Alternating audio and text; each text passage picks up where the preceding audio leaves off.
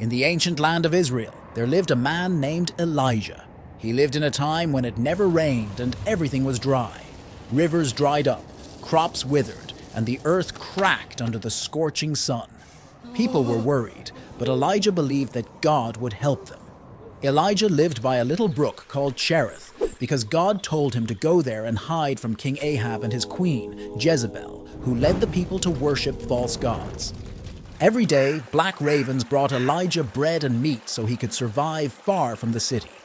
This was a special way God took care of Elijah. But soon the brook dried up too, so God sent Elijah to a town called Zarephath. There he met a widow who was running out of food. Elijah told her something amazing. If she shared her food with him, God would make sure her food didn't run out until it rained again. And that's exactly what happened. Her jar of flour and jug of oil never ran out. The widow had a son who got very sick. He stopped breathing and died. Elijah was very sad and prayed to God, and miraculously the boy started breathing again. The woman was so happy and knew that Elijah was truly close to God.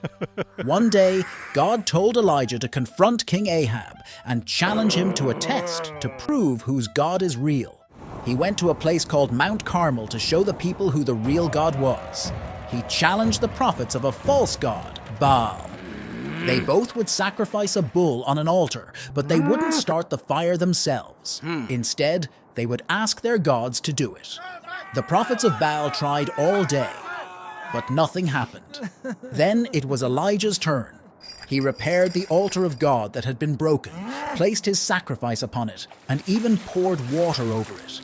He prayed, and suddenly fire came down from the sky and burned up his sacrifice. Everyone was amazed and realized that Elijah's God was the real God. After this, Elijah prayed for rain on top of Mount Carmel. A tiny cloud grew bigger and bigger. Then it started to rain. Everyone was so relieved and happy. After Elijah made it rain, Queen Jezebel got really angry. Elijah was scared, so he ran away into the wilderness. While Elijah was hiding and feeling really alone, something amazing happened. God spoke to him. God told Elijah that he wasn't alone. There were lots of other people who now believed in God. This made Elijah feel much better. God also told him about new things to do and about a man named Elisha who would help him and one day be his successor.